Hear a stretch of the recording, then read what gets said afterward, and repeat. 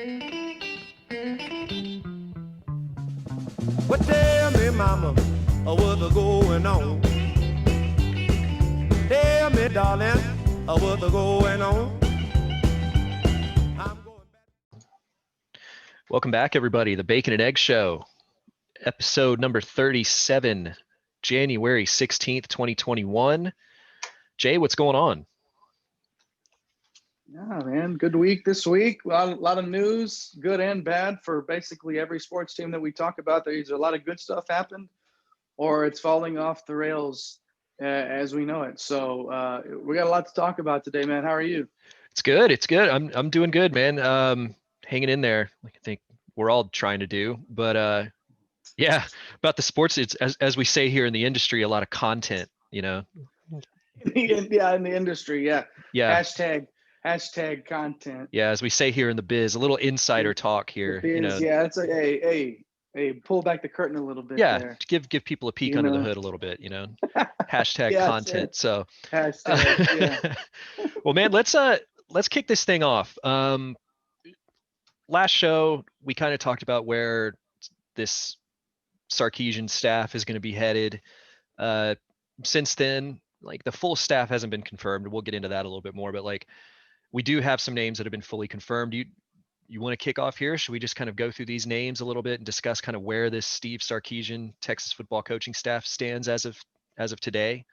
Yeah, this has been fascinating to watch unravel, and we'll dive into each one of these a little bit more as we discuss them. But it's just to watch Sark put this staff together. It's been quite amazing to know, like, maybe we should have been doing it like this the whole time. We didn't have the right guy in place, and Sark definitely, he already is looking and playing the part very well in assembling this staff, man. Yeah, let's where do you want to start? You want to start on the offensive side of the ball? Yeah, let's start there. I think that's essentially the offensive side of the ball is pretty much settled. I know, we don't want to say like set in stone. The university hasn't unveiled this offensive coaching staff and made the official announcements, but for all intents and purposes, it's done. As we do already know, Steve Sarkisian is going to call the offensive plays, so technically he's going to be the offensive coordinator. But let's start with who's the apparent quarterbacks coach is going to be AJ Milwee, who's coming from Alabama. He was served as an offensive analyst with Alabama for the last couple years. This isn't a name that's gonna catch a lot of attention, but the kind of perception and the way that this guy's being discussed, and he's a young guy, is kind of he's an up and coming coach in the mold of like a Lincoln Riley. And when you start hearing that name being thrown around about the work that he's done with quarterbacks, I know he worked closely with Tua and with Mac Jones over the last couple of years, and you see what they did at Alabama. That's pretty impressive. And this is a guy that's kind of this Jones into that type of quarterback, man. Yeah. Go ahead. Sorry. Oh, no, you're fine. I was just like, it's when you start hearing that Lincoln Riley name being thrown around, a quick up and coming kind of coach that is going to move through the ranks pretty quickly. You can't help but be excited for that, especially given the quarterbacks that are on the roster right now. So Milwee's exciting. Kyle Flood has been basically confirmed. The offensive line coach from Alabama is coming over. I mean, this is a big one. This is you talk about one of the best offensive line units in the country for a number of years, and to bring over Alabama's offensive line coach. Right. I mean, that's a unit that we've talked about with Texas for a while, about the offensive line play, the inconsistency, the development. What are your thoughts on this, about bringing a coach of this caliber? The joke that we made, are the Brockermeyer brothers a part of this deal too? Can you bring them with them? But this is it's the type of when you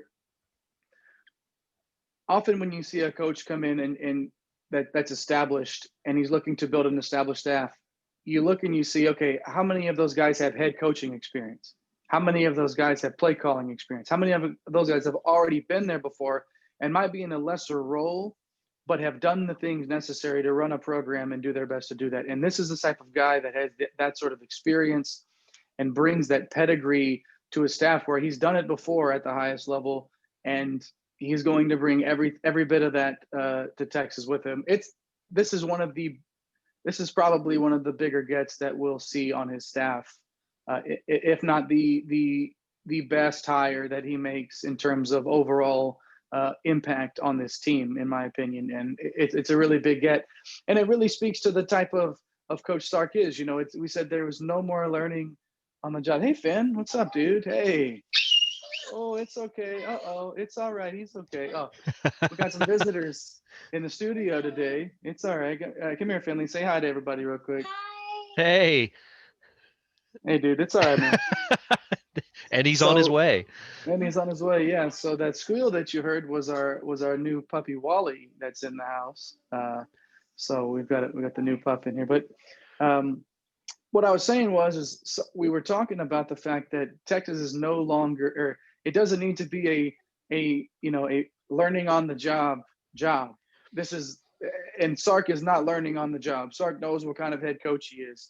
He's done it at a couple of different stops. We know he went through his issues, but the fact that he's done it before and at that high of a level, he knows what he's looking for. And he comes with the reputation of being able to bring these big names with him from an established program that just won a national championship. So it just speaks to Sark being that level of a coach. And that's the sort of thing that Texas fans should really be excited about. Yeah, I think the other name that's coming over on offense, Jeff Banks, another guy coming over from Alabama who's going to coach. And again, we're going to kind of wait and see how these job titles officially shake down, but the guy is apparently a lights out special teams coach. I think he's going to be coaching the tight ends technically. And I think he's probably going to get like that associate head coach tag as well. But this is a guy, when you talk about one of the premier recruiters in college football, I mean, people throw around the term like rainmaker recruiter. This guy fits that bill. Like I'm kind of setting it up here because like in more ways than one, he's a rainmaker recruiter. He's dating an exotic dancer who's very active on social media, and like the guy is, what can you say about it? Like this not only is he like one of the characters of college football. And I mean, what else can you say about the guy? You look at the list of the recruits that he's been able to get. He was at Texas A&M for a time. He pulled in some big names there like Kyle Allen, Christian Kirk, which, they've had good NFL careers. And those were 5-star recruits out of Arizona that he pulled to Texas A&M a number of years ago. And obviously he's done really well at Alabama, but he's, you talk about Texas now kind of getting into the big boy recruiting world of college football, right? And this is the guy that's going to lead that charge. Sark already comes with that sort of tag to as being an elite recruiter, and when an elite recruiter fills his staff full of other elite recruiters, that's when you start to see a difference being made in a football program. And there's no telling, hopefully he can keep this staff together, because the type of names that he's bringing in, these are highly sought after guys. So if he knows, hopefully they can squeeze, a handful of years out of this specific staff in terms of recruiting, because, man, Texas was already good. Herman had actually still pulled in some good classes, but you never saw those like multiple 5-star guys jump off the page recruiting classes that make a difference, that turn into national championship teams like we saw here on the 40 acres. it's something to be excited about, and not in a way where, oh, we're excited to have the new up and coming head coach that we had over for the last 2 hires. No, be excited because you have an elite head coach in terms of recruiting, and the rest of the staff that's coming in is elite and at worst above average at recruiting. Like these guys, we are no longer at the kiddie table. This Texas should be taken seriously from this point on. Whereas before, maybe Texas fans, where we've thought, we've had that in, okay, well, we're still Texas. Well, we haven't shown that we're Texas in the last decade plus. Period. The Sugar Bowl victory aside, if that is your peak over the last decade plus, you're not an elite program. And it just feels everything about these hires, and there's still more that we're going to discuss, Kerry. Everything about these hires just screams elite program. Yeah, and it's there's 2 more names I want to get to that, and so those are basically the new names on the offensive side. The names that are being retained, the coaches that are being retained are Stan Drayton, who we've discussed numerous times here, and Andre Coleman, the wide receivers coach. There's been some criticism I've seen like on the message boards and stuff like that about keeping Coleman. Drayton's a pretty obvious one to keep around just because of, he's a damn good running back recruiter, and the running backs that he's coached have loved him. But Andre Coleman's been criticized for being kept on the staff. I just want to say, like, and we may have hit on this before on the show. I think guys like Drayton and Coleman were limited by Tom Herman. I think, and especially now, some weeks on since Herman's been let go, we're starting to hear more and more of these stories come out about Tom Herman, the recruiter, Tom Herman, the boss, Tom Herman, the football coach, all these things that, I mean, they're at worst pretty concerning, but at least in terms of how he handled recruiting, in terms of like, he would allow like Noah Cain, the running back that committed to Penn State a couple seasons ago, I think. That was one Stan Drayton had pretty much in the bag. Had Texas at the top of the list, the whole thing. And then the day of Noah Cain's commitment, Tom Herman calls him to essentially seal the deal. And Cain showed a little bit of trepidation in his, like, he was a little nervous about making his commitment. And apparently Tom Herman just went off on him on the phone. Like, if you don't want to come to Texas, then don't come, kind of thing. The kid goes and commits to Penn State after that, like that morning. It's things like that where Tom Herman limited his coaches, not just in the recruiting, but then we talk about the rotation stuff. How much of Bijan Robinson only getting 5 carries a game was Stan Drayton versus how much of that was Tom Herman. Right, exactly. And we can say the same thing with Andre Coleman with the wide receiver unit. Like, how much of that was Tom Herman versus Andre Coleman? Right. These guys don't forget how to be good coaches just because they showed up at Texas. I mean, what Coleman did at K-State and the guys that they put in the league from Kansas State is pretty impressive. So, well, a byproduct of head coaches that aren't, all of these assistants that have come through here and not had success at Texas have gone on and gotten other jobs and been fine. Like, Texas has been the problem for the last decade plus. Not these coaches necessarily that have come through. Were there some questionable hires? Yeah, we look back on them now and we're like, really? We're sending the school president out to Tulsa to beg the offensive coordinator from Tulsa to come here. Like, that's where we were at one. That wasn't that long ago, Kerry. Because you were rejected by Sonny Cumbie. Yeah, right. Like, but now, and that's what I mean by when we talk about all of these hires being an elite hire, or excuse me, hires that make it look like an elite program. It's that these are guys that the University of Texas should have gone out and gotten the caliber. But when you bring in head coaches that aren't ready for that want to bring in their buddies, or then you have Tom Herman, who obviously the story is coming out now about the type of boss and type of leader that he is. Now you got Sark. Sark, people like this guy. Like, there's so many stories about how people like Steve Sarkisian. Not that, Steve Sarkisian thinks he's the smart or knows he's the smartest guy in the room. No, like by all accounts, Sark's a likable guy, and people are going to want to work for him and be successful under him, as opposed to what we've seen before. So, man, this is just, Drayton was an obvious keep on terms of the staff, and I don't mind Coleman sticking around because of all of the stuff that you just said in terms of the limitations. Coach Sark won't allow that sort of thing. He's going to put the best players on the field and put them all into positions to be successful, because that's what we've seen him do as an offensive mind, as an offensive play caller. So, yeah, no, I don't have a problem with Coleman staying on like some people did, but yeah.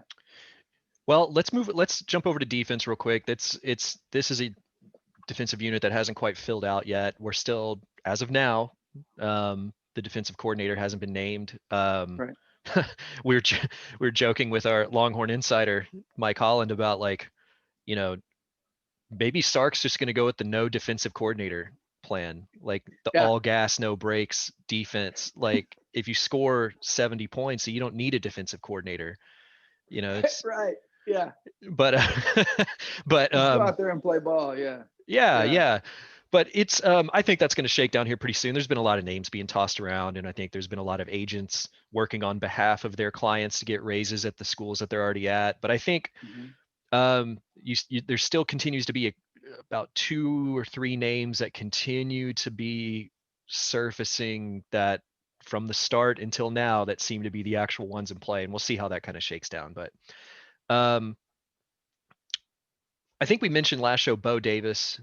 Right. Coming back. That's one that's essentially been confirmed. He's going to be on the defensive line coaching that unit.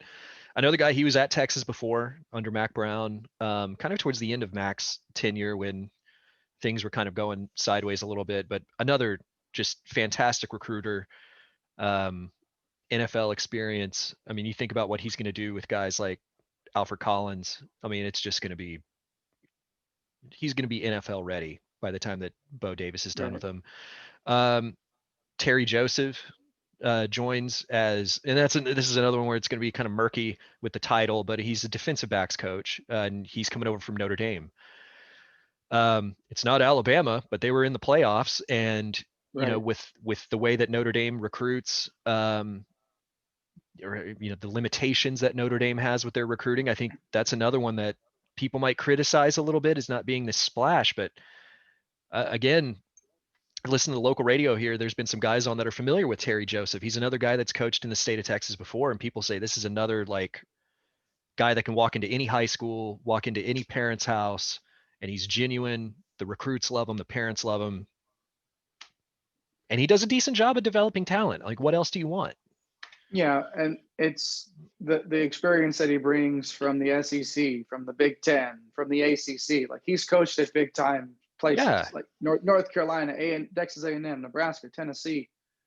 He's spent time at big time programs, learning, developing, figuring out who he is as a coach. But also, you don't spend time in all of those places if you can't help get guys onto campus. So we'll see how that. But Notre Dame, coming from Notre Dame, a program that, like you said, Kerry, has just had some success, some recent success. It's like, we're not going to Tulsa anymore. We're not going to, U of H, Louisville, like this. We're going into these big name colleges, big name schools, taking the coaches that fit the type of program Steve Sarkisian wants to have.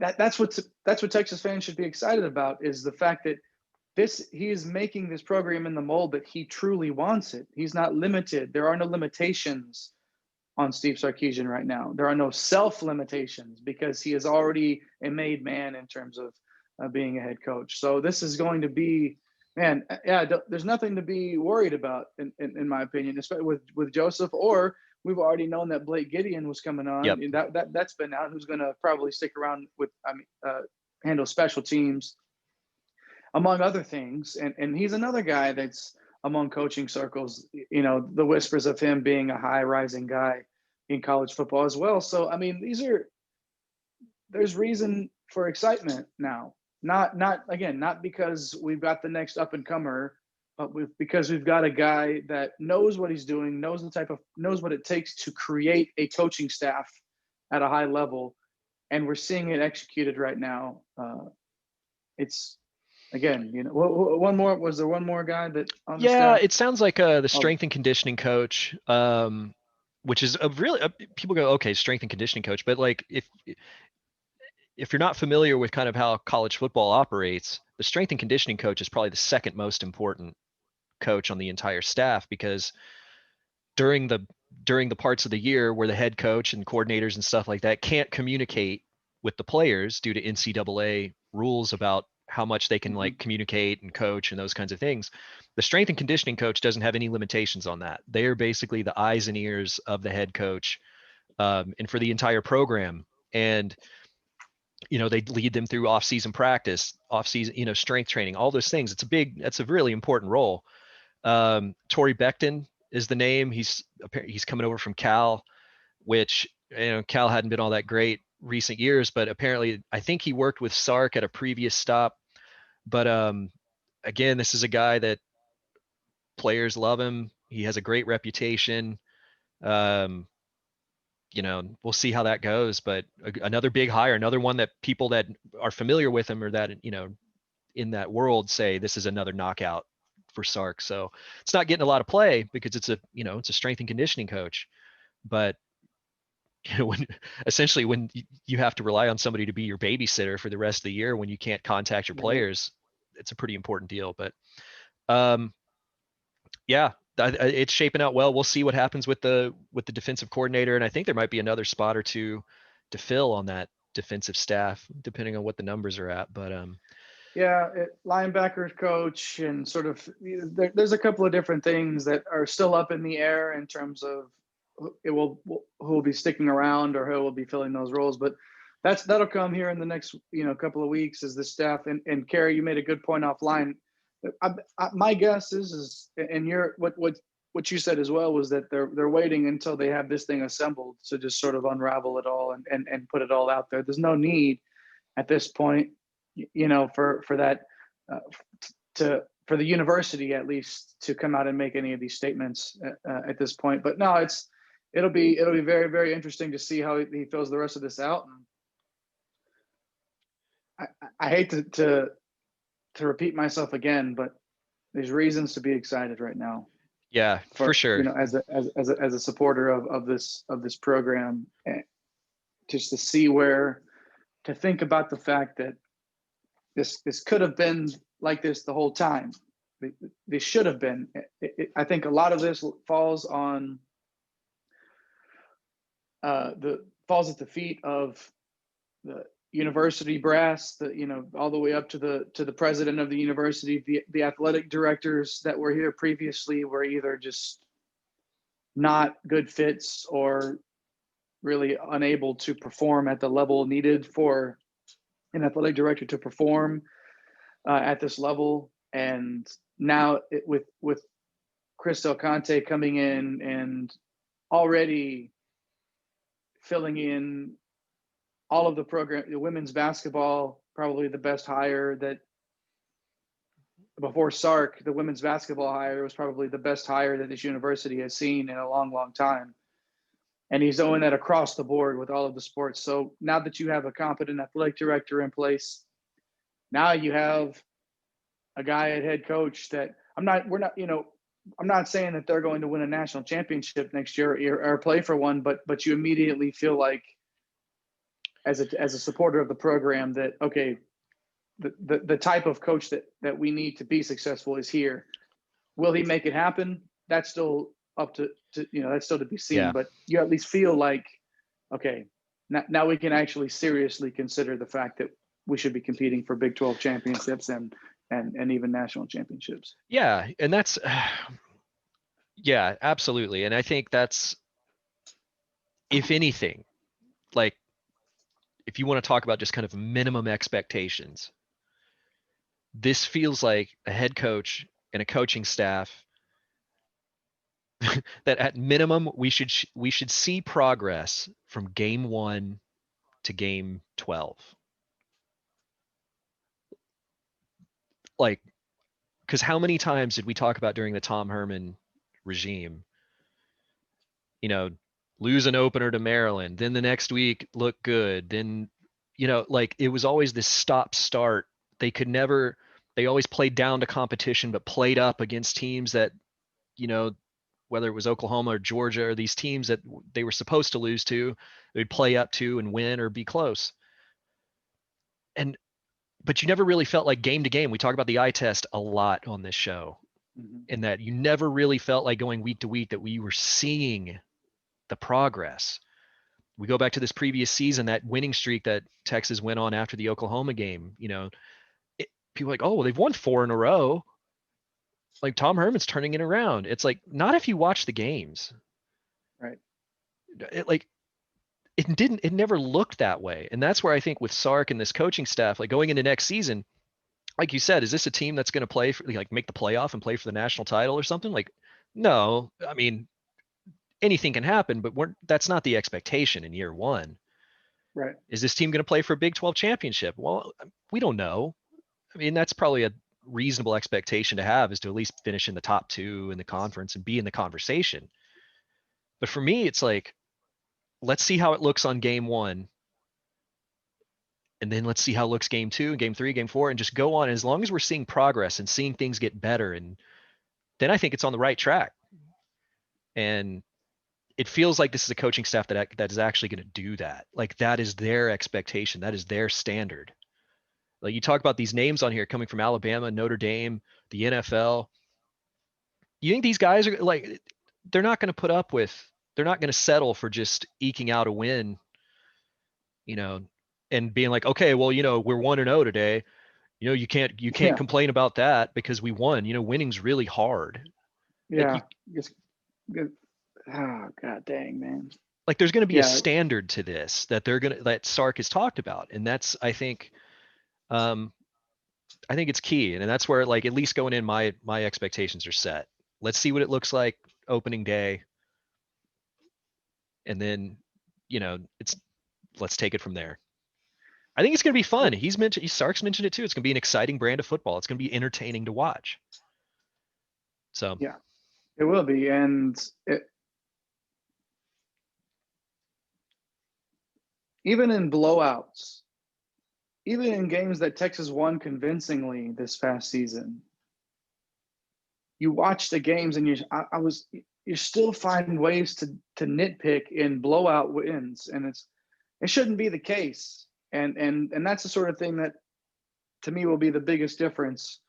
We will see if that difference is made with Steve Sarkisian at head coach, where when you blow somebody out, it feels like you kicked their ass. Not like you scored a lot of points and the other team just wasn't very good. It's no, you put it on them and you blew them out. Right. Like, it really feels like you dominated that game, not just, oh, we scored 50, but we turned the ball over. We looked sloppy. We just had better players and we're better than them because of that. Like, no, you put it on them, you blow somebody out, and you finish games. You truly finish, and not just one time. Week after week after week, you finish games. You don't backdoor into games. You don't recover onside kicks late to beat bad football teams. You put people away.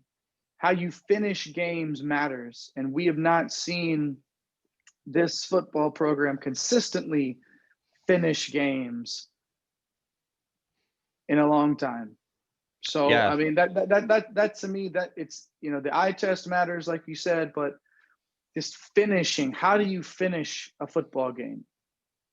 Are you getting lucky? Are you having to hold your breath every single time? Or are you dictating how the football game is going, not letting the other team dictate it as much? So yeah, we'll see, man. But I'm looking forward to seeing the rest of the staff come through and seeing what's next. We have this period of excitement where we're watching this coaching staff be developed. We get a coaching hire that feels great, and now we have to wait, until September to to see it in reality. But so far, so good. Yeah, for sure. Yeah, we'll see. I would imagine next week we'll have a defensive coordinator. The staff, I would think, would be wrapped up next week just because of getting closer to the second national signing day. I would think that they're going to want to have this thing wrapped up to at least try to get some recruits wrapped up here at the end to finish out this class. But speaking of players, we'll move on from the coaching staff to the players here. As usual, when there's a coaching change, and even when there's not a coaching change now in college football, the portal is an ever-present thing. And two pretty notable names went into the portal this week for Texas. The first one was Keontae Ingram. I don't think that was a surprise. No. That was when he opted out of the bowl game back in December. I think people automatically, just I guess the nature of his statement, automatically assume like, okay, he's done. He's transferring out, but he just went into the portal this week. Yeah, I mean, it kind of is what it is at this point. Yeah. With him. Yeah. I think he'll have a chance to be successful somewhere else. You know, I'm not, he's a talented guy, but the writing's on the wall here. He's not a part of the top two on campus anymore. And I don't think that would have made any difference. I don't think had he stuck around, he would have been able to earn his. I just don't think I think he understands, man, and that's fine. Like, go somewhere else and be successful. Find somewhere where you're going to get some carries and you can show off what you can do, because it won't be on campus, because Bijan Robinson is going to be on the field for Steve Sarkisian. Roschon Johnson is going to be on the field for Steve Sarkisian.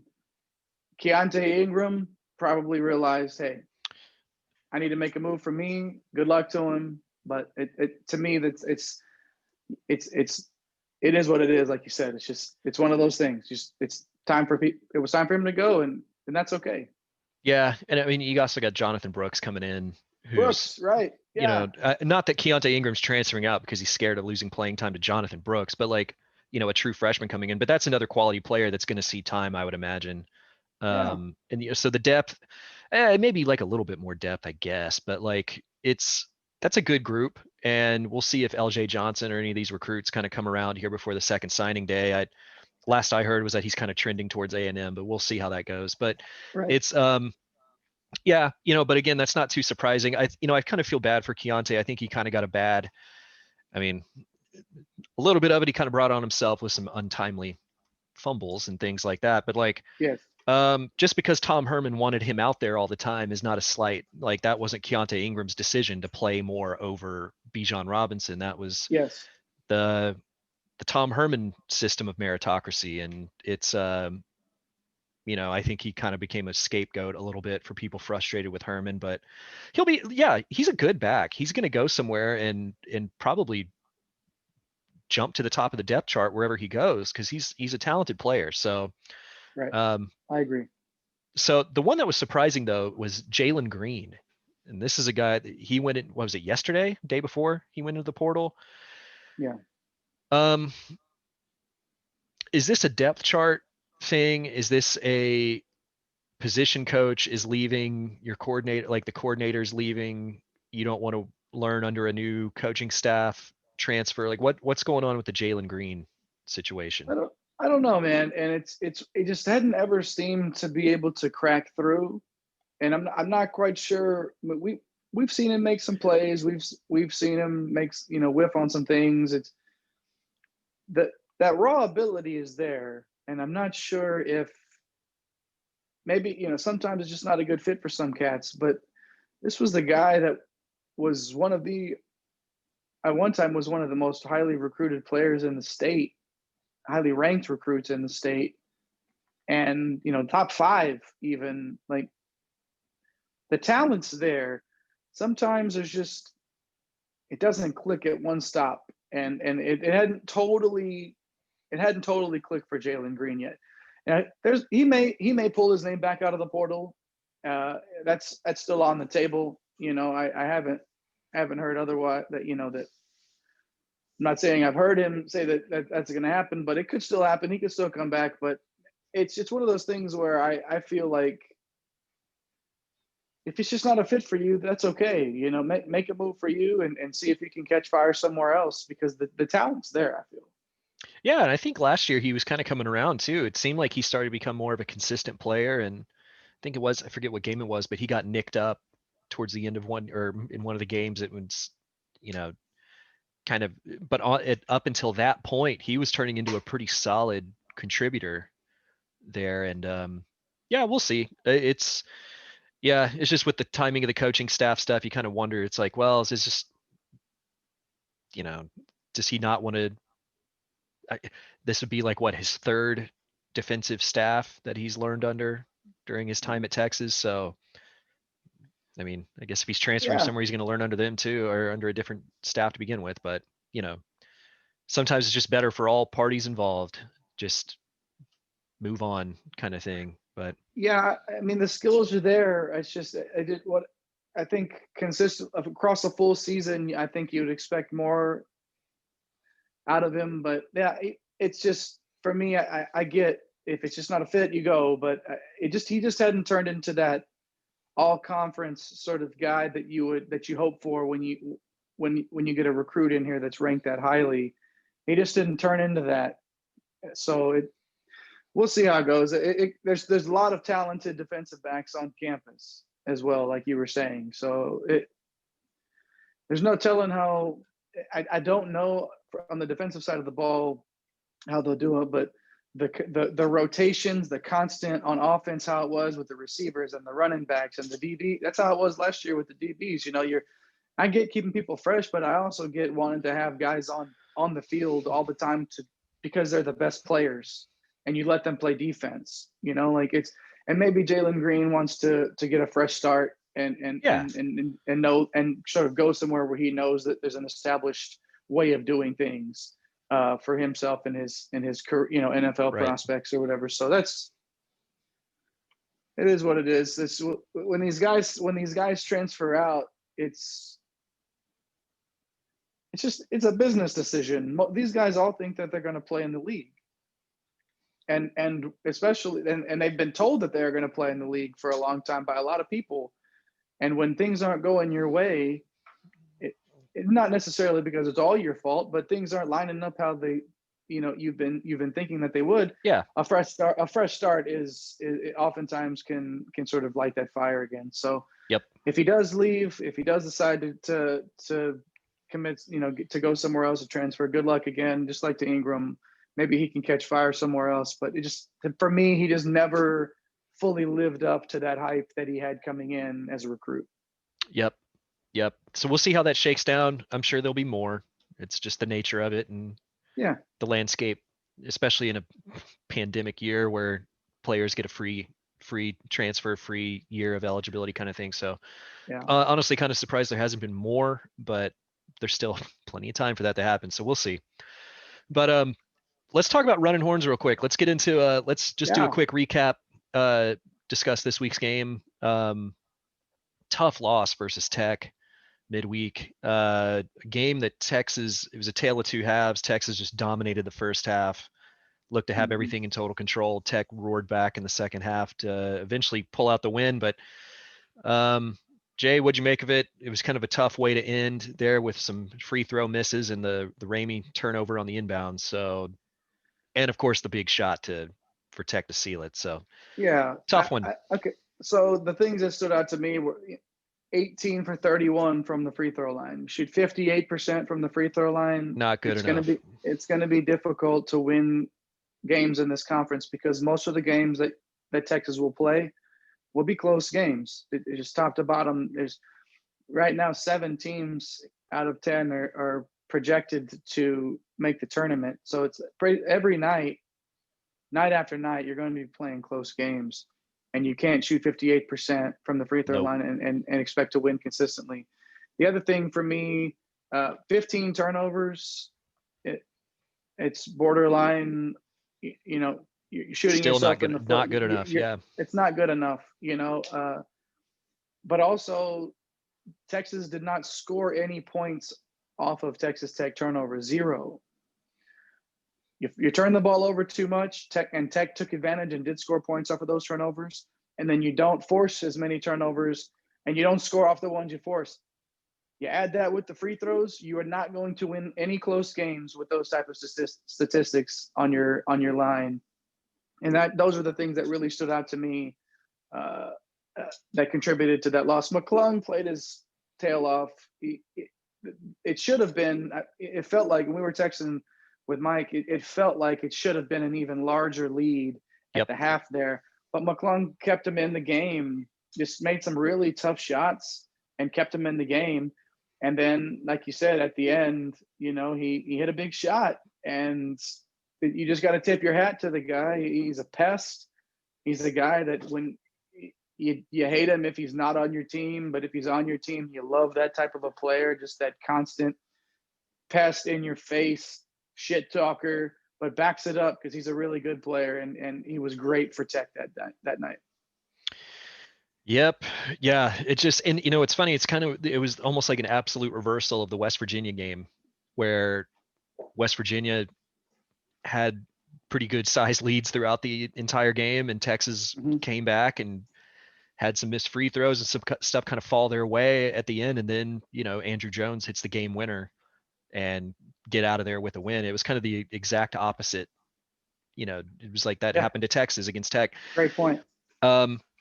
Yeah, and that's just how it's going to be in the Big 12. And it's there's still some positives to take away from it. I think, you know, you're still talking about a really good Tech team that when the polls come out, I mean, they were ranked 15th the other night. They're going to move up. And they're only allowing, I believe it was 58 points per game. And, you know, Texas had 48 in the first half alone, kind of thing. And like, but you saw that shift in the second half. There's adjustments that were made and held Texas to 29 in the second half. That's the sort of defense which is 29 plus 29 is 58. Texas Tech played their brand of basketball in the second half, and it got them a win. Yeah, but I mean, you talk about, you hit those free throws. Texas just, if they do hit more of those free throws, they're obliterating what Tech's points per game allowed is. Like, that's a positive to take away from that even against such a good defensive team like Tech, Texas was able to put some points on the board. And, you know, they're looking better, or not looking better. They've been good all season, but like they're gonna be in games every night, basically. And it's just gonna be a battle in the Big 12. And speaking of that, today is next one up, Kansas State, who's awful. They're one of those teams in the Big 12 that probably aren't going to make the tournament. But it's going to be, Texas is an 18.5 point favorite. Yeah, something like that. 18 and a half. But this is one big line. This is one you come off of that, you know, Texas has had some good fortune this season, and, you know, it's easy to keep the good vibes going, but after kind of that heartbreaker against Tech, how do they come out and how do they respond against Kansas State? And I think that's going to be the big story for me in today's game, is just how do they respond to that tough loss? I think these players care. They care about this team. They care about each other. Shaka's built this culture of, despite the lack of success that Shaka's had on campus, you don't ever hear about guys not getting along really in the locker room. You don't hear about guys not getting along with the coaches. It's just been a matter of figuring out how to win here. And with the guards that are on campus right now that have grown and developed and matured under Shaka Smart, you're seeing the result of that right now. And then you throw in guys like Greg Brown, and Jericho Sims is another guy that's, you know, Jericho Sims has never been the guy that consistently is going to go out there and get you 15 and 10 a night, but he's developed into the type of player that you have to have on your team to win. A defensive presence, a slasher, somebody that can get to the rim on offense, can at different times can take over a game if he needs to, but hardly ever does. It's the sort of the development of these players under Shaka this is the result of that. We're seeing the result of that right now with the talent that's on this team. It's finally starting to come together. They had a tough loss against Texas Tech. Kansas State coming up for me is the right type of medicine after coming off a loss like that, because they're going to go out, and even if they're a little sloppy early on, they're going to be able to overcome it because they're just that much better of a basketball team than Kansas State. And then you put them away at the end, and you get some of those guys in there off the end of your bench and get them some get them some real time on the court and continue to work on that depth. It's, for me, this is the right time for this. It's perfect. Kansas State's a perfect recipe for a nice rebound win tonight. I expect them to handle business. I'm 18 points is a lot of points for me. But that's the type, just because all the lines have been like 2, 1, 4 max, right. And then you go to Kansas State and it's 18, and it's like, okay, that really speaks to, like you were saying, Kerry, just how awful this program is at this time. But Texas will handle business tonight at 7 over at the Drum, and getting into, we were talking about the schedule coming up, Kerry, for this team, the next 5 games with Kansas State, Iowa State, TCU, Oklahoma, and then Kentucky, a battle against Kentucky at Kentucky on the 30th. We were feeling pretty good about getting 4 wins out of those next 5, right? Yeah, I think so. I mean, yeah, K-State should be a win. And then where it gets tricky for me is the road game to Iowa State. And we've already seen Iowa State once this season when they came to Austin, and that was a game Texas was in control of most of the time. But then, Iowa State they made it a little bit closer there at the end, because they don't go away. That's not a team and a program that's just going to go, okay, well, we're down 11 with a few minutes to go. Like, let's kind of pack this in. That's going to be an intriguing game for me going on the road. The game at TCU's not a very good team, but that's just, I don't know. To have that one, kind of the trip to Fort Worth kind of sandwiched between a trip to Ames and then a home game against OU is, I don't necessarily like using like the trap game kind of thing, but that's going to be an interesting one for me. I hope it's not an interesting game, honestly. I hope Texas goes up to Fort Worth and just handles business and then comes back and gets ready for that Oklahoma game in Austin. And then the Kentucky game. I mean, that's, well, I guess about the OU game, like, OU seems like one of those teams. I mean, again, it's a rivalry. It's kind of like, what can you say? But Kentucky's playing some good ball of late. That's going to be an interesting game. I think so. What was that? What was Kentucky's latest result? What they? Yeah, they lost to Alabama pretty big on Tuesday.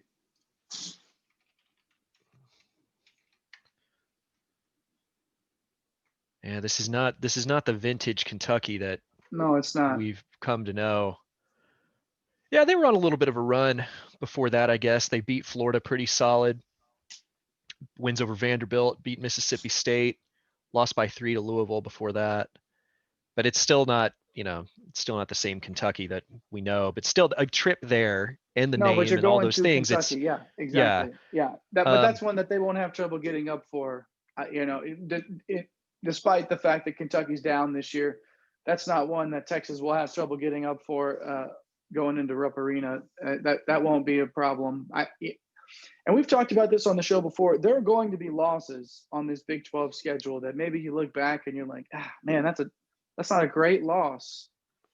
But the Texas Tech loss, while you think you should have maybe won that game, and you look at it like, Tech's a good team. Like, they made you pay. Yeah. For it. They're good enough to make you pay for your mistakes. And they did it. And that's not going to go down as one of those bad losses. But, one of these games coming through here, they're going to go cold. It's going to, how will they respond to that? I think today, like I said, it's a great recipe for success against a bad Kansas State team coming off that loss. But, again, how does it look? Are they turning the ball over? Are they sloppy early? I swear they always start the game off with like a turnover where somebody catches the ball out at, outside the 3-point line and then takes a step before they dribble and get called for a try. It almost always happens. It's weird. It's crazy.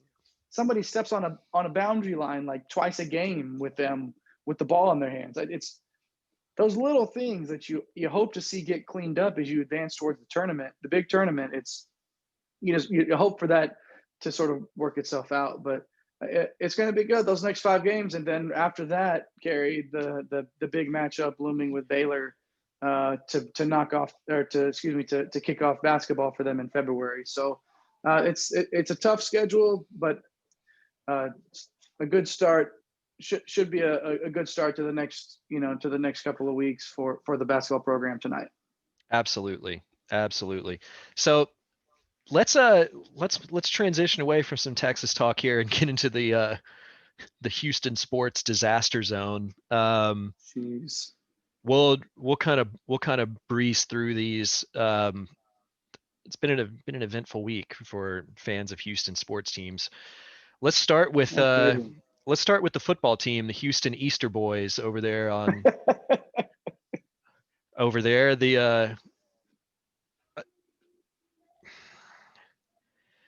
Where to even start with this? I don't know. I don't know where to start, man, because it's gotten worse. When we thought that it couldn't get worse, it appears that it's gotten worse.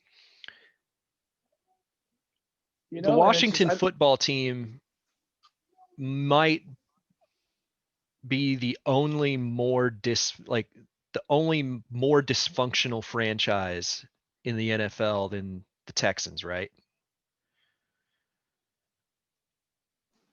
Yeah, probably. I mean, that's it, and that's elite company in terms of being a dumpster fire. If you're comparing yourself to the Washington football team, that's not the kind of company you want to keep. But that seems to be where it is right now, and it's coming from, by all accounts, this is pointing at Jack Easterby as being this. He's Cal McNair, who's the owner. He seems to be. He worked his way into being Cal McNair's right-hand man, and by all accounts, is untouchable. Untouchable, right? Like the guy will not be. He's going to be there in this program. I mean, he started off as what in New England he was their player. What was it like? He was their sort of. Wasn't he the team chaplain? Well, yeah, and he was sort of like a player development personnel member. Whatever. He was supposed to be like somebody that was there for what player well-being coordinator or something like that, and he's worked his way from that sort of a role to being like basically the decision maker for the entire franchise. And players that were there before have spoken out. When you get an Andre Johnson to come out and say something, Andre Johnson, the only player in the Ring of Honor in Texans history right now, a short-lived franchise, but still that lets you know how important he is to that franchise. If he comes out and says that this guy is eating away this franchise from the inside, those weren't his words, but I don't remember exactly what he said, but it was something along those lines, that he's a cancer. That if Andre Johnson is speaking up, Kerry, like, you should know there's a problem. Yeah. DeAndre Hopkins confirmed what Andre Johnson said. And I think the biggest takeaway from what Andre said was telling Deshaun Watson to hold his ground. Don't relent. Yep. And I mean, he said stuff about him wasting his career in Houston. Like, it was a scathing statement from Andre Johnson. And the reports this morning say that Deshaun Watson is not relenting. Like, he has made it. I mean, Florio has reported on it this morning, said that Deshaun Watson's made it clear. I want out. Simple statement. I want out. And it is amazing. I've supported the Texans and rooted for the Texans for a number of years now. But yeah, I think we've discussed this. Like, I'm done, man. I'm done with him. Like, this is from even Bob McNair's, the inmates asylum quotes, and now with Cal McNair, build a wall state, which was one of the more bizarre things I've like seen, to the Easterby thing, to them just, from the looks of it, outright not interviewing black GM and head coaching candidates. Like, even some of the hottest names in the NFL coaching circles, like Bieniemy, these other, I don't even think they interviewed Robert Saleh, right? I don't think Like so. these names, like some of the hottest names in the NFL coaching circles, they just because, deduct what you will, they apparently just completely avoided interviewing any black head coaches or GMs. Yeah. And despite the fact that the consulting firm that they hired to help narrow down candidates, had they basically ignored the entire findings, the entire report, whatever that they paid this consulting firm to do. And Jack Easterby and Cal McNair get on a plane, fly up to New England to pick up Caserio to bring him back for his interview. A name that the search firm didn't even get into the top 5 of their options. Right. But they went up there and they did that anyway, and they brought him in. And that's not Caserio's fault, but it sort of seems to me like the Cal McNair is an owner that is in over his head. He's in over his head, and it's all coming out now. Just the players now are able to use their voice more than ever and force their way out of situations now more than ever. And we'll hit on another one of those athletes out of the city of Houston here in a minute, but he's in over his head, and it's with the damage that Bill O'Brien did while he was running the team, player personnel, general manager, head bottle washer, head custodian, head ticket seller, every other title that he had while he was there. And he didn't do any of them well. But it's just the damage that he did in that, by trading away all this draft capital, by not getting a return for DeAndre Hopkins when trading him out of, for letting it get to that point.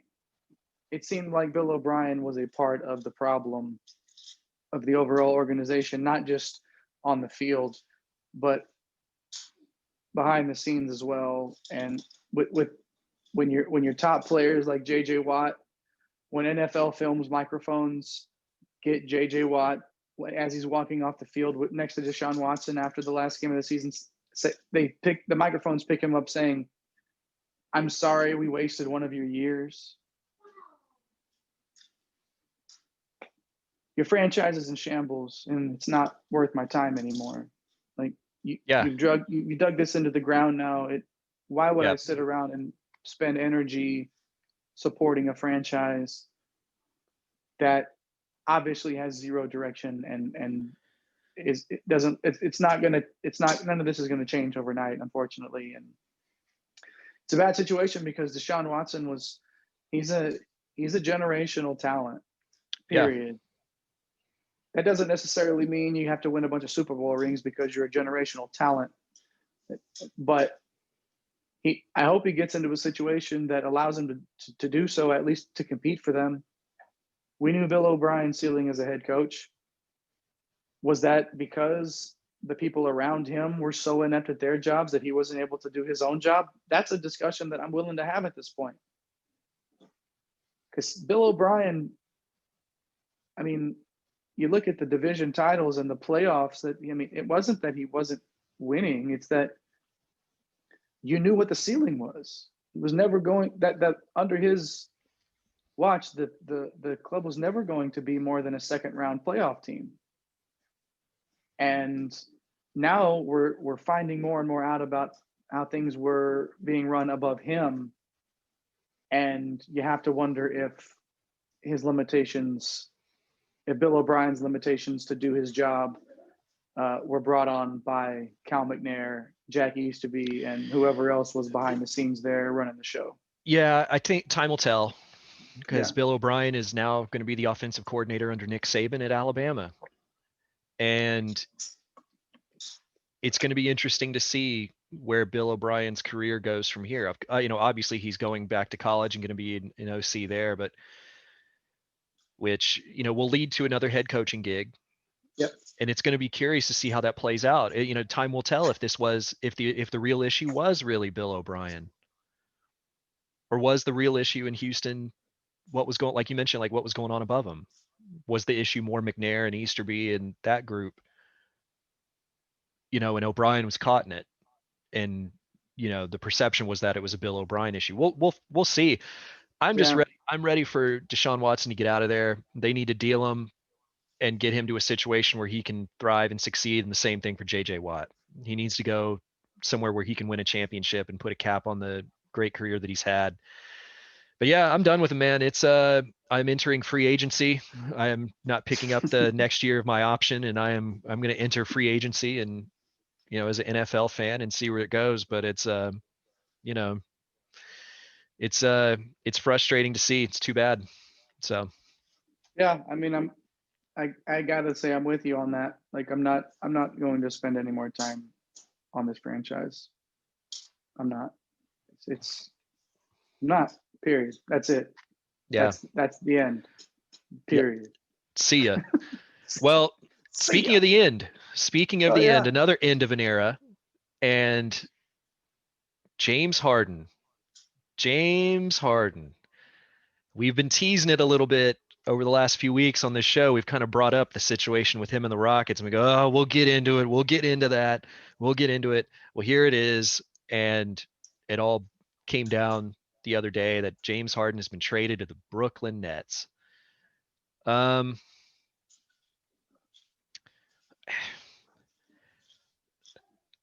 don't know what else to say about the end of the James Harden era in Houston. I mean, for the Rockets side of it, obviously it's rebuild mode now, right?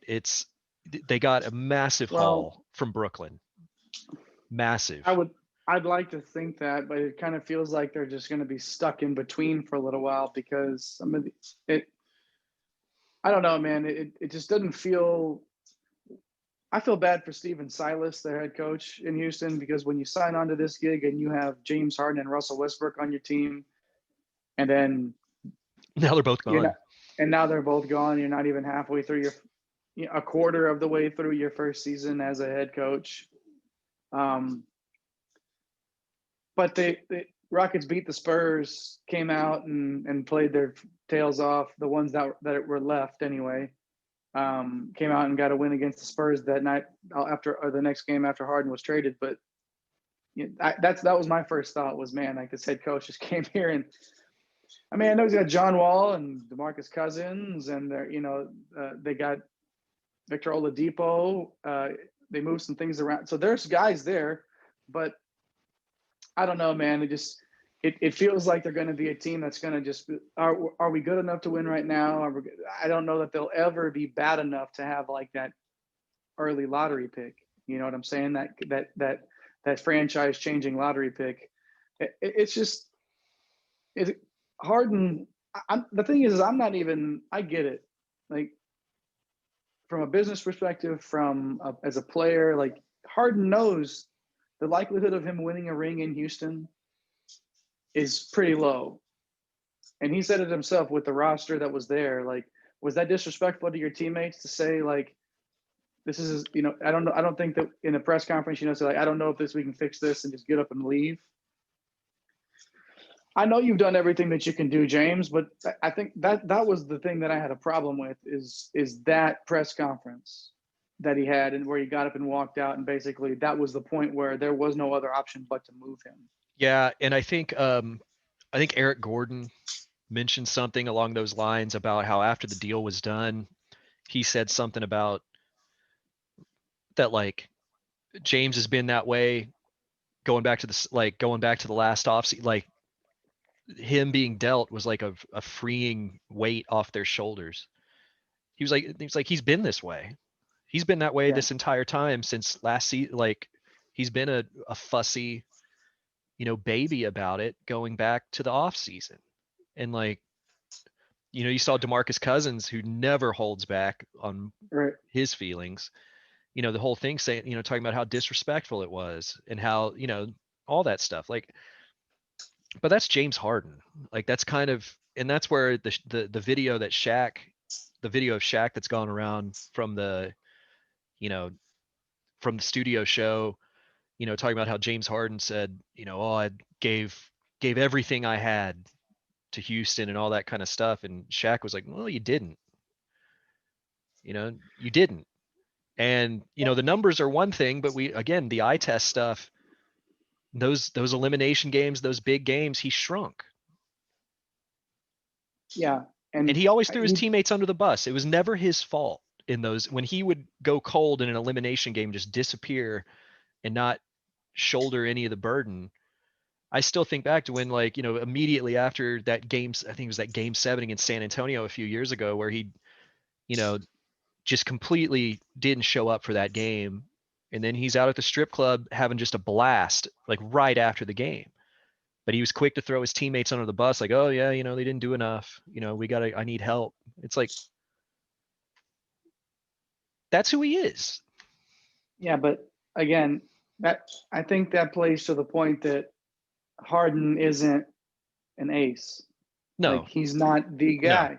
Even though he's an MVP, a multiple-time MVP, how many scoring titles has he won in a row? Like, it's not that he doesn't put up the stats of an ace, but you can't build a franchise around James Harden. No, you can't. I think that's been proven. No matter who they brought in, whether it was Chris Paul, Dwight Howard, Russell Westbrook, Dwight Howard, it didn't matter. But again, for me, that's not James's fault. That somebody said, I'm picking you to build the franchise around.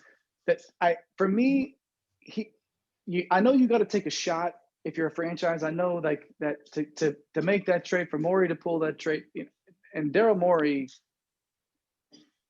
I mean, you got to give him credit for being able to make those things happen for Harden as well.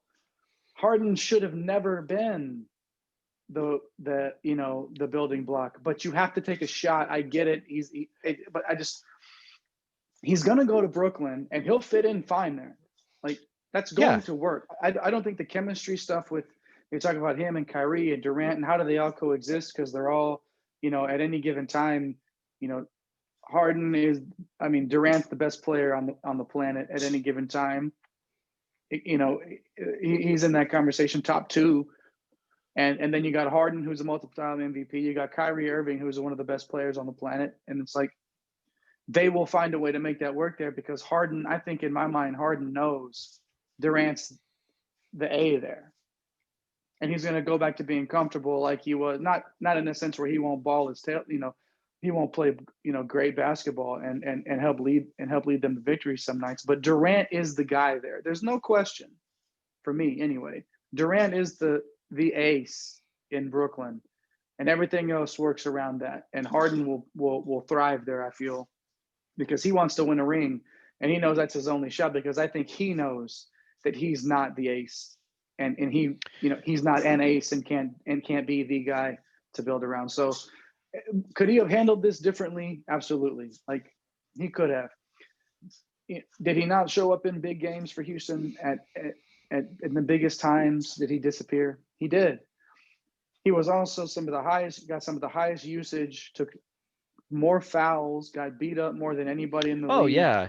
And there's something to be said for the beating and just wearing down and not being able to finish a season in the way that you want to, because in terms of usage rate and add on the number of fouls that you take every single season, you're going to have bad games when you're playing your 120th game of the season, or 100, whatever the math is, 100th game of the season. and you're going to have a bad night. And it happened to Harden way too often. He couldn't get over the hump, but I don't know, man. A lot of good things came from Harden being in Houston in terms of winning a lot of basketball games. They just couldn't get over the hump with him as the alpha, as the ace. So, yep. Well, it's going to be interesting to see what Tillman Fertitta does going forward with how this is going to be. You mentioned maybe a lack of a rebuild, those kinds of things. We're going to kind of find out what kind of owner he is in terms of spending money and his ambition and those kinds of things. So yeah, and like the Oladipo stuff is, I don't even think that's through yet. Like they're still processing some of these deals. There's still a lot of things working behind the scenes. So this is a Rockets team right now that I'm sure they are relieved. And Christian Wood, who was the free agent signing in the offseason that they brought over, he's showing why we were so excited, and Mike was so excited about that in terms of what he could bring to the table for Houston. He's showing that right now. And like you said, the weight's off their shoulders. So we'll see what it looks like in Houston. And we'll see. We're going to learn really quickly also what type of head coach Stephen Silas is, and if he can rally these troops, because there's no doubt that there's talent on that roster. You've got some rookies that are anxious to play now that Harden's out of the way, that are going to they're going to see their usage rates just spike up on certain nights, because they're going to be the guy that's going to get hot, and they're going to get a chance to shine. And then you see a young roster develop like that around some veterans like John Wall and DeMarcus Cousins, that if they can stay healthy and be on the floor, are going to contribute big things to the ball club. So while there's a turning of the page and you get rid of a multiple-time MVP, multiple-time scoring champion, there's something to be said for, if you're a Rockets fan, for what's to come and seeing how this team reacts to it with the talent that's there. Because it's not like there's no talent there because Harden left. Like, there are some great ball players. Is there enough talent to win a ring? No, not in my opinion. Not getting past the Lakers in the West. Like, well, they don't have the guns. You don't have those type of players. But will they give some people some trouble? And let's say whatever seed that because I still think the Rockets are a playoff team this year.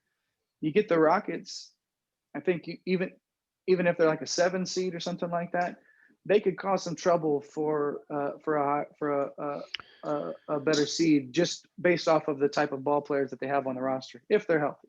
But I'm not anticipating the Rockets to do much this year now that Harden's gone. But there will be some nights where they'll be fun to watch. Like, I'll watch them, I'll seek them out if they're on national TV. I'm going to watch to see what they look like, because there's going to be some guys that we haven't necessarily heard of,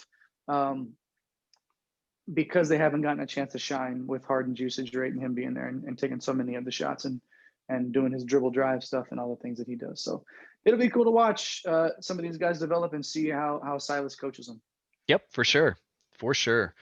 Well, let's hit on one more Houston sports thing real quick before we hit the breakfast wrap. Astros and Carlos Correa could not reach an agreement on a contract. It's heading to arbitration. I know you have, Jay, you mentioned this before. You have a feeling or a thought about where this is headed. Do you want to hit on that real quick? Yeah, I've thought for the last couple of years now that by the time Correa's contract runs out, he will have been traded from Houston. I don't think Correa is in the long-term plans here. I think the long-term plan will be to move Bregman over to shortstop, which is his natural position. I don't think Correa is in the long-term plans here. They couldn't agree on an arbitration number. That's common. That's the common thing. But the thing that stands out is they're also not looking to really extend and make a commitment to Carlos Correa at this point, which to me makes me feel like they're going to look to replenish their farm system from after some of these moves that they have been making over the last few years. The Astros will look to replenish their farm system, and somebody will be willing to pay a king's ransom for Carlos Correa and what he brings to the table as an everyday shortstop. So that's the feeling that I have on this. I just don't see him being in the long-term plans, but we'll see. The Astros, and we'll hit on the Astros as the season gets closer, obviously, but that to me will be a storyline to watch from day one of this season, is sort of trying to figure out whether or not if they're going to keep him through the whole season and make a run at it, because the Astros are going to be contenders again next year. Like they're going to be in the hunt again. So do you make a run at it with a Carlos Correa and or do you not? That to me is going to be the storyline for the Astros this year.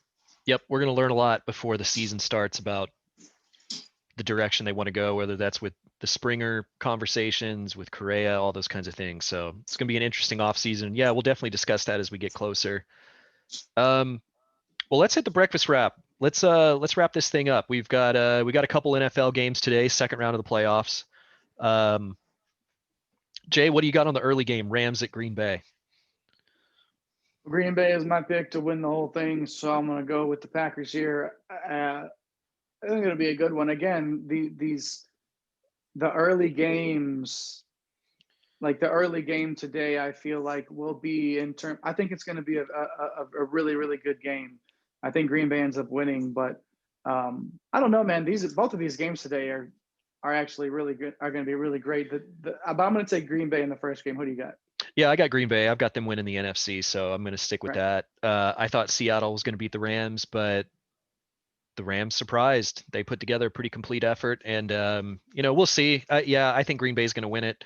For me, the interesting one is the evening game, the Baltimore at Buffalo. You're right.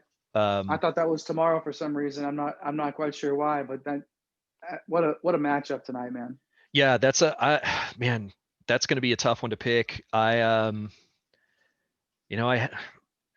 Buffalo's my Super Bowl champ pick, so I'm sticking with Buffalo. But I think this is going to be a really good game. I do too. I'm looking forward to that one. Like I said, when I was talking about the Rams Packers game earlier, being the premier game of the day, I didn't realize I thought that this one was tomorrow. But this is going to be one of those. There's going to be some boys hitting each other in this game tonight, man. Like this is going to be a physical football game. Josh Allen's going to be sticking his nose into it all. This is going to be one of those type of games where in the trajectory of his career, we're going to look back and see this Josh Allen versus Lamar Jackson matchup. And if Josh Allen can win a game right now, I mean, you already feel good if you're a Buffalo Bills fan about the long-term outlook at that position with Allen. But this is an early career sort of thing. If Allen can pull this off, kind of thing. I agree. I do think Buffalo wins this game. But man, would it be surprised if Lamar Jackson went, crazy and I think despite the fact that there's going to be some hard hitting there, I think there are going to be some points scored in this game. But it's going to be. I'll take the Bills. Yeah, I'll take the Bills. All right, and then tomorrow's early game is Cleveland at Kansas City. Yeah. KC. That's pretty easy for me.